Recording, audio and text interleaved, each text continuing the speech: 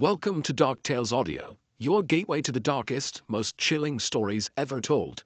From spine-tingling horror tales to eerie urban legends and unexplained mysteries, we bring terrifying stories to life with immersive sound and narration. If you crave the thrill of the unknown and love stories that send shivers down your spine, you're in the right place. Subscribe now and step into the shadows with DarkTales Audio, where fear has a voice. On the morning of February 2nd, 2012, a young man pulled off a four-lane highway in Anchorage, Alaska, into a large, snowy parking lot. He passed by dozens of parked cars until he arrived in front of the small shack that was brightly teal-colored. It was a popular coffee shop called the Common Grounds, and this young man worked as a barista there. After he parked his car, he walked up to the white door employee entrance to this little building, and he got his key out, and he went to unlock the door. But when he turned the key, he saw the door was already unlocked. He knew the girl who had worked the previous night and would have been responsible for locking the shop up. She was 18-year-old Samantha Koenig, and although she'd only been on the job for about a month, she seemed very responsible and had never had any issues closing up before. The young man shrugged it off, though. He figured people make mistakes, and he went inside. Right away, he noticed that a couple of things just seemed out of place. It was like Samantha must have just left in the middle of her shift, without even attempting to clean up. There were napkins on the ground, there were towels out, there were cups still out. And so as this young man is walking over to the cash register to unlock it, he's running through scenarios in his head about how Samantha could have been so sloppy. And then he reached down with his register key, and just like the door, the cash register was already unlocked. When he pulled the tray out, all the money was gone. And that's when he knew they had been robbed. And so he called his boss. The night before, Samantha had asked her boyfriend, Dwayne, to pick her up after her shift at the Common Grounds. Dwayne arrived in front of the kiosk at about 8:30 p.m., which was 30 minutes after her shift should have been over. Dwayne had gotten held up at his job, which is why he was late. And so when he gets there, Dwayne looks around the parking lot, and he doesn't see Samantha anywhere. He sees the coffee shop itself is totally dark and looks like it's been closed up for the night. And so Dwayne gets out of his truck into the freezing cold night air, and he walked up to the window of this coffee shop, and he pressed his face up to the glass to look inside. But there was nobody in there. Dwayne automatically went back to the fight he had gotten into with Samantha earlier in the night via text message. She had accused him of cheating on her. He had been kind of nonchalant, like he didn't care about it, and what ensued was a really ugly fight. And so as Dwayne is walking back to his truck, he's thinking to himself, maybe Samantha just didn't want to see him because of the fight, and so at the end of her shift, she got a ride home from her father, or maybe from a friend, and that's why she's not here. And so Dwayne gets back inside of his truck, and he sends a text message to Samantha, asking if she's okay, if she's gotten home. But after several minutes of no response from her, Dwayne, even though they were fighting, he still cares an awful lot about his girlfriend. He decides, I gotta go by her house and make sure she's there and that she's okay. And so a couple minutes later, he gets to her house, he goes up to the door, and her single father, James, answers the door. Dwayne explains that he didn't see Samantha after her shift and just wanted to make sure she was here.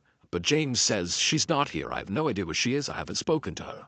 And so the two men go into James's kitchen, they sit down, and they start texting and calling Samantha to try to figure out where she is. And after a couple of minutes, Dwayne's phone lights up, and it's a text message from Samantha. And the message clearly indicates that she's still very upset with Dwayne, but she's saying that she needs some time to think, and that she's going to be with some friends for a couple of days, and would he, Dwayne, let her father know where she was. And so Dwayne shows James the text message, and Samantha's father looks at it, and he's thinking to himself, this is very uncharacteristic of Samantha. He had raised Samantha since she was 2 years old, and they were very close. They shared everything with each other. It didn't make any sense that she wouldn't contact him directly to say that she was going to be out with friends for a couple of days. And it didn't make sense that she would ignore all of his phone calls and text messages when clearly he was worried about her. The two men stayed up super late, calling and texting, hoping to get more information from Samantha, but she never responded. She never texted back. And so the following morning, when neither man had gotten any more messages from Samantha, James went to the Anchorage Police Department and filed a missing person report for his only daughter. After receiving this missing person report, an officer with the Anchorage Police Department called the owner of the Common Grounds coffee shop to ask about Samantha. And the owner actually said they just got a call from their barista that was working at the kiosk that morning, and they had informed them that apparently there had been a robbery, and no one can get in touch with Samantha. No one knows where she she is. The owner told the police officer that as soon as she got her hands on the security footage from the night before, she would send it over to the police department. While the police waited for this footage, some officers began calling Samantha's friends and other family members to see if they knew where she was, but no one had heard from her and no one knew where she was. No one had any information. Some other police officers headed over to the Common Grounds coffee kiosk to get a look at it for themselves, and when they got there was no sign of a struggle outside or inside the kiosk, and inside underneath the counter was a panic button that had not been pressed. And so even though Samantha's father thought there was something odd about her final text message, the police began operating under the theory that Samantha had robbed the kiosk and then left of her own accord. But what confounded police was how Samantha actually physically got away from the coffee shop. She didn't have a car that night, and she couldn't have just walked away because the weather was way too miserable and cold outside, and Anchorage is just not really a walkable city. And so if Samantha was telling the truth, that she was just taking a couple of days to be by herself with some friends at their place, then why didn't any of her friends know where she was? This question was answered later that day when the owner of the coffee shop made the security footage available. The footage, which has no audio, picks up around 8 p.m. on February 1st, 2012, which was the night Samantha went missing. It shows Samantha inside of the kiosk. She's working alone, she's cheerful, and she's busy. And then at some point, someone that we can't see, they're outside of the camera's range, comes up to the window and orders a drink. Samantha clearly turns to them, acknowledges their drink order, and turns and begins making this drink. And then after she's done making it, she turns to give it to this person, and immediately Samantha steps back and puts her arms up. And then seconds later, she reaches over and turns off the lights inside of the kiosk, and then she gets down on her knees with her back to the window. She stays in that position, not talking, not moving, for about a minute, before she slowly stands up and walks down the kiosk towards the cash register. She opens it up, she scoops some money out of it. Then she walks back to the window and appears to hand it to a shadowy figure on the other side of the window, and then Samantha turns, kneels again with her back to the window. 2 more minutes go by before this person outside the window leans their entire upper body inside of the coffee shop. They reach down and they appear to tie Samantha's hands. Now, because it was dark inside of the kiosk, the footage winds up being extremely grainy, and there's no way to identify who this figure is. Although it's fairly obvious that it's a male. He's wearing a big sweatshirt and he's got a hat pulled down low over his face. After this mystery man is done tying Samantha's hands, he leaps through the window and then shuts the window behind him. And then he stands Samantha up, he puts a gun into her back, then he marches her out the employee door and then out across the lot, all the way to a white pickup truck where he puts her inside and they drive off. Over the next couple of days, the police and also the FBI, who had been called in to be a part of this investigation, they just kept hitting dead end after dead end because there was no evidence. All they had was the surveillance footage that was too grainy to tell who this guy was that took Samantha. Meanwhile, Samantha's father, James, had rallied the support of nearly all 300,000 people that lived in Anchorage to go out and look for his daughter. His efforts were so profound it had attracted major news outlets across the country, and suddenly his daughter's story had grabbed national headlines everywhere. This led to strangers donating thousands of dollars to fund a reward for anybody that had information about Samantha's whereabouts. But despite this reward growing in size every single day, and the national news media becoming increasingly more interested in this case, no one came forward with useful information that led to developments in this case, and Samantha never got in touch with Dwayne or her father. Then on February 24th, so 3 weeks after Samantha's gone missing and no one's heard from her, Dwayne got a text message from Samantha's phone, and it was directing him to a particular sign inside of a nearby public park. And so Dwayne and James read this text, they shared it with the police department, and then they raced to this park and actually beat the police there by about 15 minutes. And so Dwayne and James, they walk through the gates, and they start walking down this main trail, and they stop in front of this sign. It was actually a bulletin board, and tacked on the bulletin board was a Ziploc bag, inside of which was a typed ransom note. And on the ransom note, literally Xeroxed onto it, was a black and white photo of Samantha. And in this photo, Samantha looks kind of dazed, like she's got a blank expression, and she's not really looking at the camera, she's looking just to the side of the camera. And then in this picture, a man is holding a copy of the Anchorage Daily News newspaper that's dated February 13th, 2012. This was a proof-of-life photo where Samantha's captor was holding up that newspaper to indicate that Samantha was alive as of February 13th. And so to everybody involved in this case, including Samantha's father, even though this is still not a good situation at all, it was kind of a relief to know that at least as of last week, Samantha was alive. As for the demands of this ransom note, James was told to deposit $30,000 into his daughter's account immediately, and if he did that, she would be released 6 months later. As advised by the FBI, James deposited a portion of the ransom money into his daughter's account, and then the FBI just waited and watched because they knew if anyone tried to withdraw money from that account, they could track where the card was. A few days later, 3 separate withdrawals were made within Anchorage, but each time the FBI got a notification about one of these withdrawals, they would rush to the scene, and whoever it was that had tried to make this withdrawal was long gone. When they pulled the security footage from these 3 different ATMs, the person that was making these withdrawals was a man wearing a ski mask and big sunglasses, so they had no way to identify him. After these withdrawals, the account went silent for over a week, and in that time there was no word from Samantha. Then on March 7th, more withdrawals were made, but they were in Arizona, and then New Mexico, and then in Texas. Again, authorities would rush to these ATMs, but they would get there right after the masked man with sunglasses had just left. But there was a break this time. In one of the surveillance videos from one of the Texas ATMs, they spotted the car this guy was getting into before he left. And it was a small sedan, it was a white Ford Focus, and they saw him leave going east on a Texas highway. And so authorities in Texas were told to look out for this particular car in this part of Texas. And sure enough, on March 13th, a Texas patrolman spotted the car sitting in a hotel parking lot. He waited nearby until a man in his 30s walked out of one of the hotel rooms, walked down and got inside the car, and then this patrolman just kind of followed him and looked for any reason to pull him over. And as he had his radar gun on this guy, he noticed he was going 2 miles per hour above the speed limit, and so he pulled him over. The patrolman got out, he walked up to the driver's side window.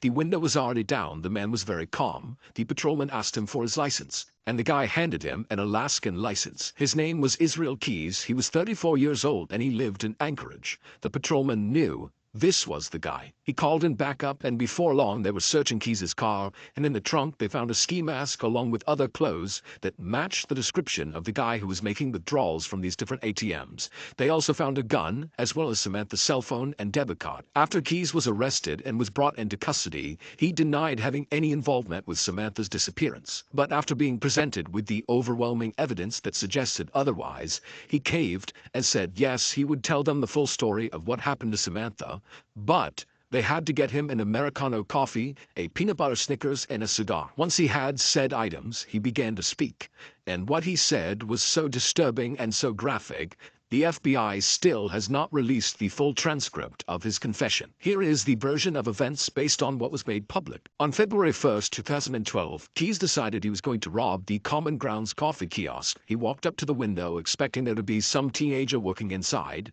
and he was right. It was Samantha. He asked her for an Americano, and while she turned to make his drink, suddenly his plan changed. Not only was he going to steal money from inside of this coffee shop, he decided he was going to steal Samantha from this coffee shop. When she turned back with his drink and handed it to him, he discreetly pulled his gun out and aimed it at her and told her this was a robbery. That's when she backed up and put her hands up, and then she turned around, he tied her hands, he jumped back inside, and then he said after he shut the window, he jammed napkins inside of her mouth so she couldn't make any sound, and then he marched her out the door, outside, into his car, and they took off. Once they were in the vehicle, he pulled the napkins out of her mouth, and he told her if she tried to escape, or if she tried to flag anybody down, that he would just kill her. And so he said she was very obedient, she was obviously very scared, but she was trying to do her best to stay composed. At some point, Keys reached over and took her phone, and sent that text message to her boyfriend, informing him that she was going to be spending a couple of days with friends and that he should tell her father. And then Keys told Samantha he was going to be holding her hostage and trying to extract some ransom money. Samantha told Keys that her family was very poor and that he wouldn't get much money out of them. To which Keys said, "Don't worry about it, I know they'll raise money and they'll come up with it somehow." Then they drove around Anchorage for several hours, periodically stopping so Samantha could get out and relieve herself, other times so Keys could smoke a cigar. Then around midnight, Keys made his way back to his house, and he pulled into the driveway, and he turned to Samantha, and he had her go in the back seat and lie down, and he put some tarps over her, and he told her if she tried to escape, he would kill her. And then Keys got out, and he walked inside of his house, where his 10-year-old daughter and his girlfriend were fast asleep.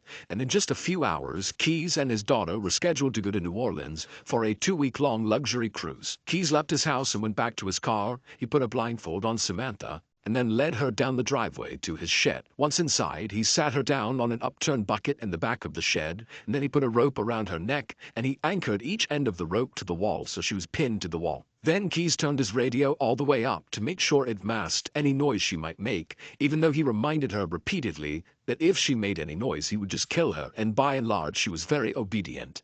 And then he gave her a couple of cigarettes to smoke and told her it was going to be just fine, to just chill out, that he was going to get the ransom money from their family, and that as soon as that was done he would let her go. He turned on some space heaters to keep the space warm, and then he left and locked the door. He walked back into his house and double-checked that his daughter and his girlfriend were still asleep. They were. Afterwards, he started drinking some wine and relaxing, and then after a little while, he got a cup of water and he went back out to the shed. He went inside and he gave the water to Samantha. And he said Samantha was very composed. She was obviously frightened, but she asked him, "Did you speak to my father? Did you figure out the ransom situation?" And Keys told her that, "Yes, I talked to your father. Everything's working out fine. He's going to raise the money. We're going to get you out of here. Everything's going exactly to plan." After that, he walked up to Samantha and he unscrewed the 2 anchors that were holding that rope up against her throat, and then he cut the zip ties on her wrist, allowing her to relax and sit forward and just kind of be at ease for a second. And it was very obvious that Samantha was relieved. Her nightmare was about to be over. But then seconds later, Keys grabbed her really aggressively